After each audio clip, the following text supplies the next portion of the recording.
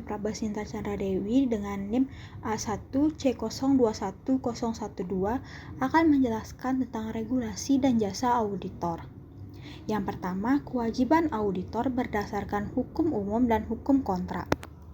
Tanggung jawab auditor menurut Common Law mencakup pelanggaran kontrak dan tanggung jawab kepada pihak ketiga. Kewajiban common law untuk klien yaitu pelanggaran kontrak ketika kontrak klien dengan auditor untuk melakukan layanan tertentu. Sebuah kontrak dibuat yang mengatakan layanan akan dilakukan sesuai dengan standar audit profesional dan akan diselesaikan secara tepat waktu. Auditor diharapkan memenuhi tanggung jawab kontraktual ini kepada klien.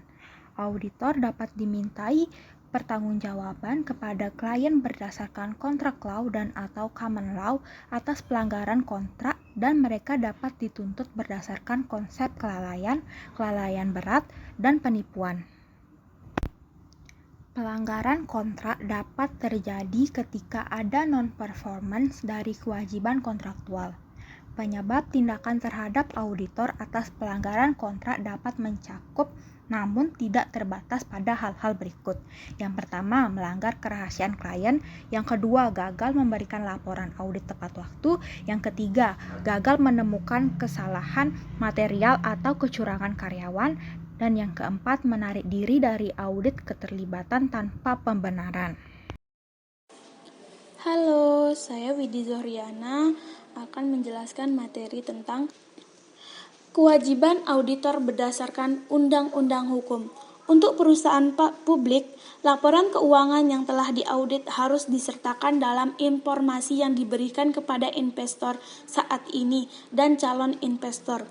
Securities Act of 1933, Securities Exchange Act of 1934, dan Sarbanes-Oxley Act of 2002 adalah undang-undang federal utama yang mempengaruhi tanggung jawab auditor untuk klien publik.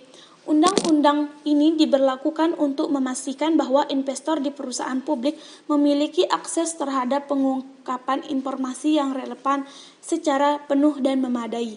Auditor yang diketahui tidak memenuhi syarat, tidak etis atau sengaja melanggar ketentuan apapun dari Undang-Undang Sekuritas Federal dapat didisiplinkan oleh Securities and Exchange Commission atau SEC. Kemungkinan sanksi yang tersedia untuk SEC meliputi sebagai berikut. Yang pertama, mencabut sementara atau secara permanen pendaftaran perusahaan dengan Dewan Pengawas Akuntansi Perusahaan Publik, yaitu PCAOB, yang berarti bahwa SEC tidak akan menerima laporan auditnya. Yang kedua, menerapkan hukuman perdata hingga $750.000 untuk setiap pelanggaran. Yang ketiga, membutuhkan pendidikan berkelanjutan khusus bagi personel perusahaan Act of 1933, mewajibkan perusahaan untuk mengajukan pernyataan pendaftaran kepada SEC sebelum mereka menerbitkan sekuritas kepada publik. Kerangka pengambilan keputusan profesional. Yang pertama yaitu pada langkah pertama, auditor harus menyusun masalah termasuk mempertimbangkan pihak-pihak terkait untuk terlibat dalam proses pengambilan keputusan, mengidentifikasi berbagai alternatif yang layak, mempertimbangkan cara mengevaluasi alternatif, dan mengidentifikasi ketidakpastian atau risiko. Auditor juga harus mengevaluasi risiko bahwa bukti yang mereka kumpulkan belum tentu dapat mendiagnosa nilai sebenarnya dari persediaan yang mendasarinya. Dengan kata lain, ada risiko bahwa terlepas dari pekerjaan yang mereka lakukan, kesimpulan mereka mungkin salah. Nah, pada langkah kedua, auditor menilai konsekuensi dari alternatif potensial. Pertimbangan pada tahap ini termasuk menentukan dimensi untuk mengevaluasi alternatif dan bagaimana memberi bobot pada dimensi tersebut. Jika auditor memutuskan bahwa persediaan telah dinilai dengan benar dan memang demikian kenyataannya, maka tidak ada konsekuensi negatif terhadap keputusan tersebut. Namun, jika auditor mencapai kesimpulan yang salah, maka pemangku kepentingan dapat disesatkan. membuat auditor terkena litigasi dan kerusakan reputasi. Pada langkah ketiga, auditor menilai risiko dan ketidakpastian dalam situasi tersebut. Risiko dan ketidakpastian tersebut terkait dengan yang pertama, risiko yang dihadapi klien audit.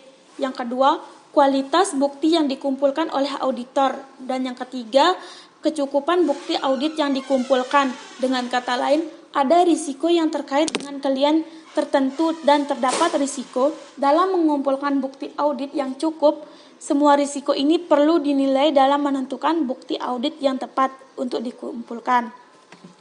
Pada langkah keempat, auditor mengevaluasi berbagai alternatif pengumpulan informasi atau bukti audit terhadap aturan keputusan yang tepat. Untuk auditor, aturan keputusan sering diartikulasikan dalam hal prinsip akuntansi yang diterima secara umum atau standar auditing yang diterima secara umum. Pada langkah kelima, auditor mempertimbangkan sensitivitas kesimpulan yang dicapai pada langkah pertama, kedua, dan ketiga, keempat terhadap asumsi yang salah. Bisa jadi, dengan melihat hasil langkah-langkah sebelumnya, auditor dapat menentukan bukti yang cukup telah dikumpulkan untuk mendukung atau tidak mendukung pada tingkat kepastian yang meyakinkan, dan masalah audit yang sedang dievaluasi dapat dijawab dengan tepat. Pada langkah terakhir atau keenam, auditor mengumpulkan informasi dan bukti audit dalam proses iteratif yang memengaruhi pertimbangan tentang konsekuensi alternatif, potensial, dan ketidakpastian yang terkait dengan pertimbangan tersebut. Yang penting, auditor mempertimbangkan biaya dan manfaat dari akuisisi informasi, mengetahui bahwa mengumpulkan bukti tambahan membutuhkan waktu, usaha, dan uang, mengingat bahwa audit adalah perusahaan nirlaba. Pertimbangan biaya manfaat dalam pengumpulan bukti sangat penting. Seorang auditor yang baik tahu kapan untuk berhenti mengumpulkan bukti pada waktu yang tepat. Sebaliknya, jika beberapa auditor menghentikan pengumpulan bukti terlalu cepat sehingga menghasilkan bukti yang tidak memadai untuk membuat keputusan. Sekian dan terima kasih.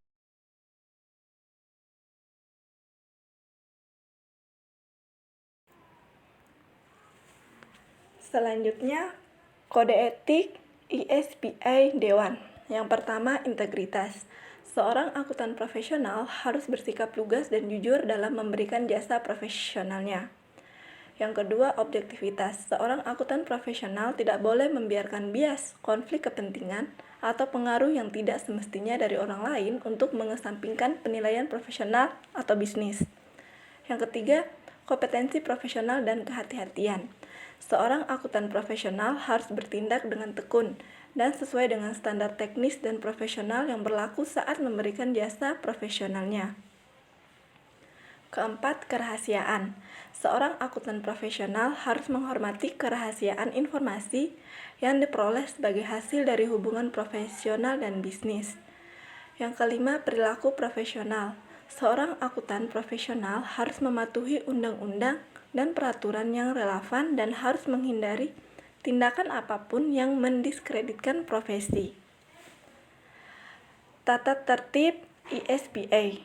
Yang pertama, aturan 101 mengenai kemerdekaan.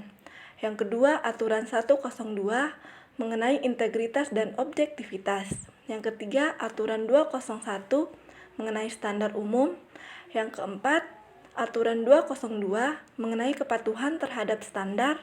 Yang kelima, aturan 203 mengenai prinsip-prinsip akuntansi.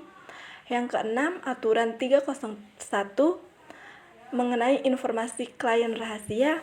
Yang ketujuh, aturan 302 mengenai biaya kontingensi. Yang kedelapan, aturan 501 mengenai bertindak didiskreditkan.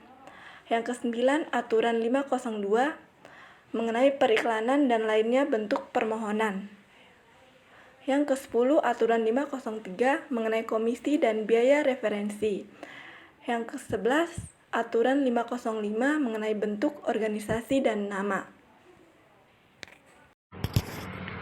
Hai, saya Siwi Almadanti Firdaus NIM A1C021032. Saya akan menjelaskan hukum profesi auditor. Lebeke dan Arens dalam bukunya Auditing 1999 mengemukakan bahwa banyak profesional akuntansi dan hukum percaya bahwa penyebab utama tuntutan hukum terhadap kantor akuntan publik adalah kurangnya pemahaman pemakai laporan keuangan tentang perbedaan antara kegagalan bisnis dan kegagalan audit, dan antara kegagalan audit dan risiko audit. Pendapat yang sama juga disampaikan oleh Boynton dan Kell pada tahun 1999. Jadi, beberapa faktor utama yang menimbulkan kewajiban hukum bagi profesi audit diantaranya adalah: pertama, meningkatnya kesadaran pemakai laporan keuangan akan tanggung jawab akuntan publik. Kedua, meningkatnya perhatian pihak-pihak yang terkait dengan pasar modal sehubungan dengan tanggung jawab untuk melindungi kepentingan investor. Ketiga, bertambahnya kompleksitas audit yang disebabkan adanya perubahan lingkungan yang begitu pesat di berbagai sektor bisnis, sistem informasi, dan sebagainya. Keempat, kesediaan kantor akuntan publik untuk menyelesaikan masalah hukum di luar pengadilan untuk menghindari biaya yang tinggi.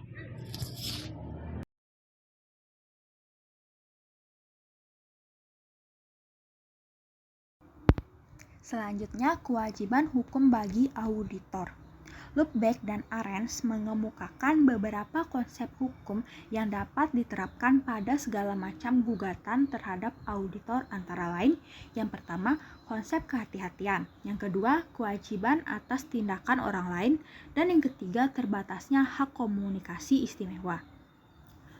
Kewajiban hukum auditor dapat dibagi menjadi 4 bagian.